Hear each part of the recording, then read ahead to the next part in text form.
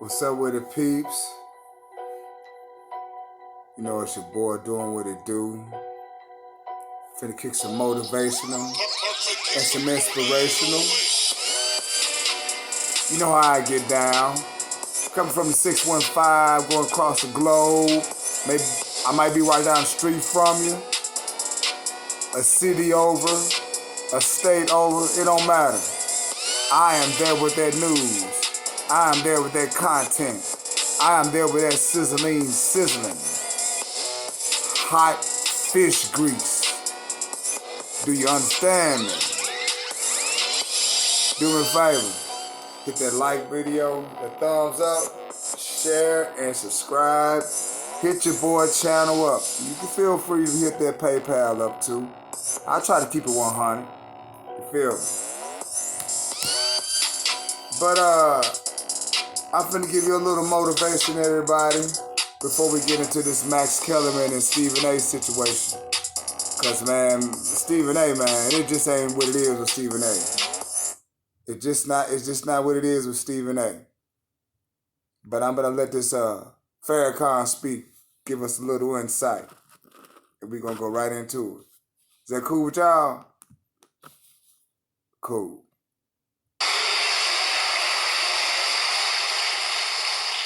I don't talk about white folks as though they got power. That's right. That's right. I know they're powerful, but I know him who got power over them. So their power don't move me. That's why I'm bold.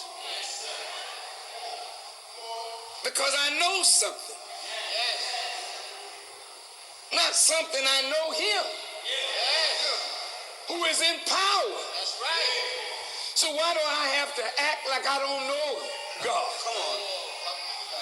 So when white folk want me to bow to them, I'm very sorry. That just ain't my style, baby.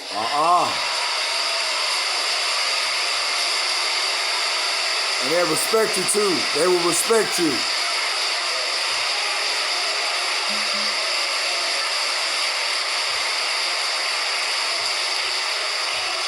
And I have been raised up to stop you from bowing. You don't have to bow down to them anymore. You disgrace yourself by giving them power over you when they have no more power over you. Real talk.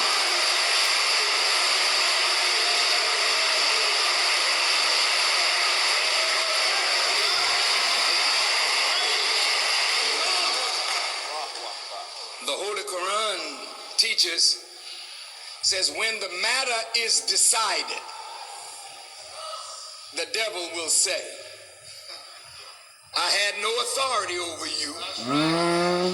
I just called you and you obeyed me. So blame me not. Blame yourselves. You should blame yourself for being the fool that you are today.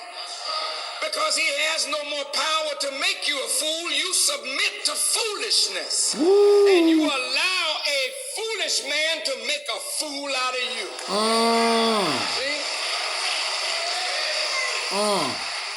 Beautiful. You say he's wise. Well, he is wise in wickedness. You see him out there in space. Got a little contraption on Mars. Peeping at rocks. I mean, that's a great thing. I mean, I marvel at this.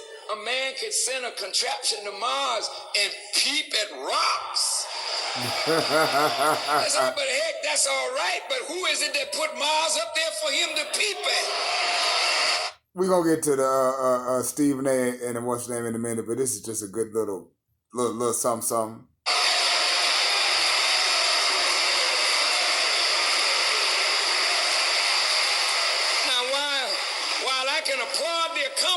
Yes, sir, great accomplishment.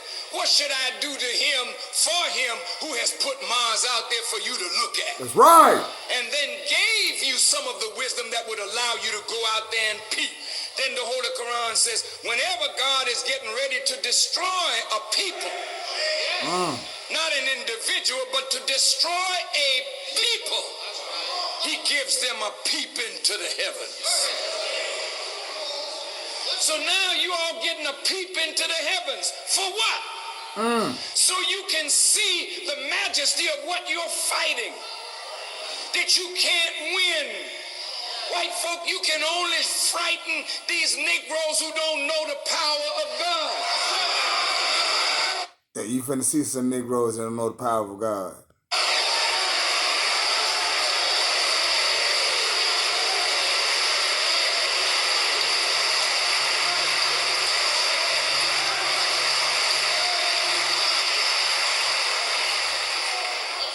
Christ is the original man of a whole new world. Yes, sir.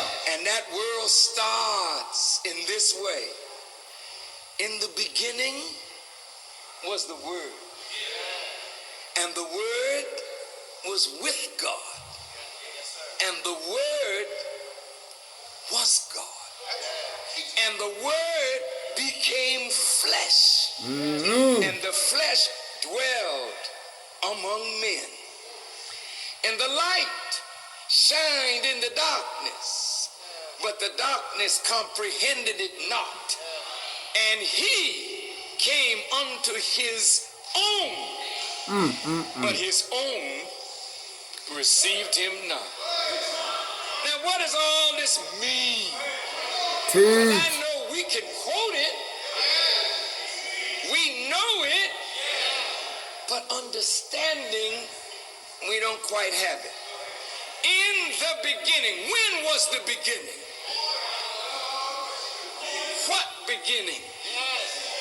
Well, you could say in the beginning. See, we don't know time, when time started, because time can only be measured by relative things in their relative motion one to another. If I move my hand from here to here, from here to here, if you can measure that, you can measure time. Absolutely. That's right. For if there was nobody here but God,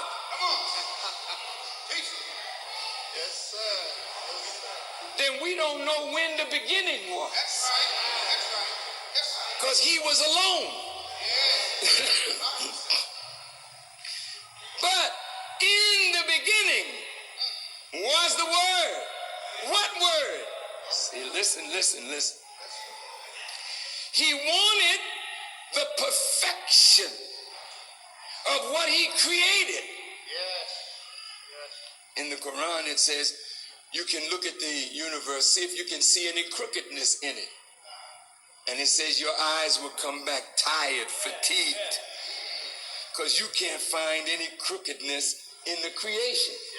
Yet the creation is not perfect.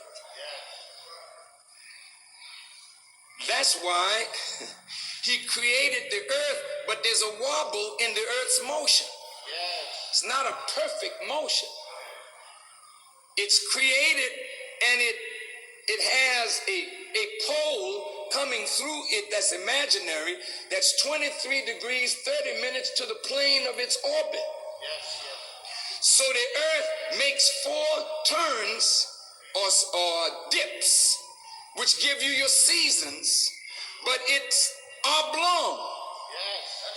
It's not perfectly round. So your head is like the earth, oblong. So if we were to take your head off, God forbid, and roll your head would not roll in a perfect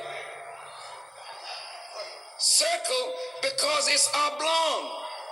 And if you notice, there's nothing perfectly round in all of creation. You understand? So if your tire on your car is not perfectly round, they have to put weights on it to balance it, lest you don't have a smooth ride. Where you're sitting or standing on a planet that's moving at the speed of 1,037 1/3 miles per hour. and you don't feel a bump. You know what I mean? Because the planet is balanced by the mountains. Allah says he raised mountains in the earth, lest the earth would convulse, shake, and carry you away. But Allah balanced the earth with mountains. Oh, this is a mighty God. Wow. Inspirational. Motivational. But I got to get into the story, Max Kellerman and Stephen A. Smith. I'm going to leave a link in the description on both the lectures and this article right here. Max Kellerman shut down Stephen A. Smith's comments on Colin Kaepernick's workout. Wow.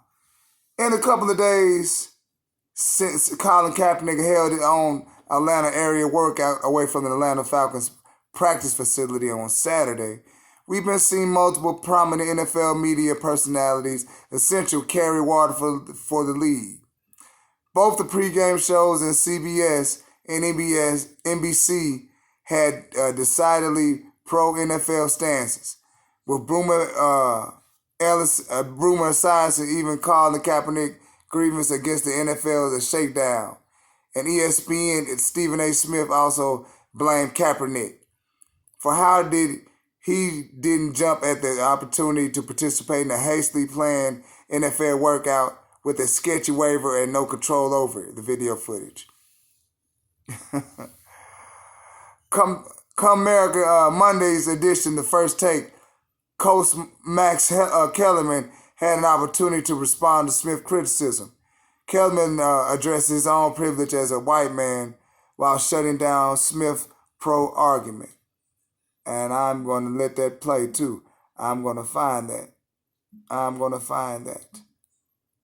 Yes, I is.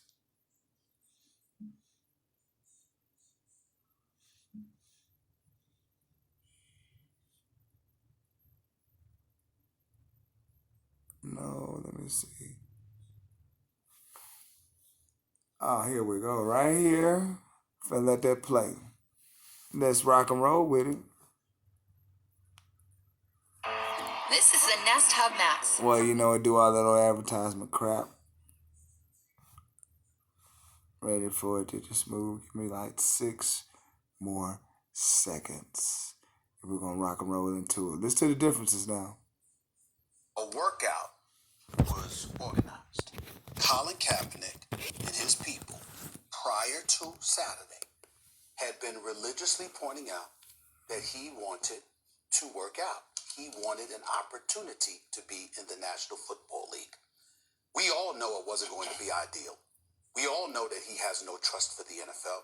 We all know he's justified in his lack of trust in the NFL. What I would say to him is, get in line.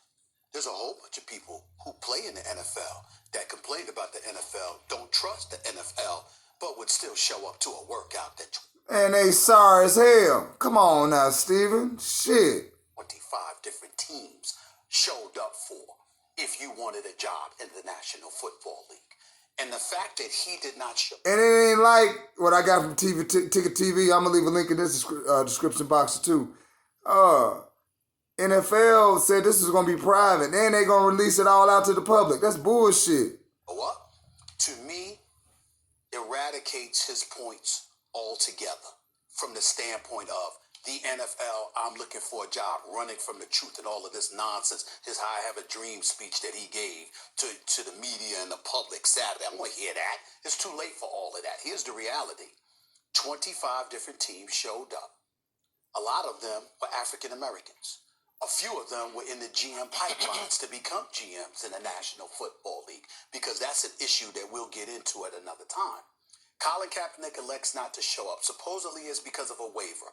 A standard waiver, to my understanding, that's granted to a whole bunch of free agents out there, if not all of them, basically shielding the NFL from a potential lawsuit. Okay? In other words, if one of the 32 teams don't pick you up, you can't sue us for it. Okay?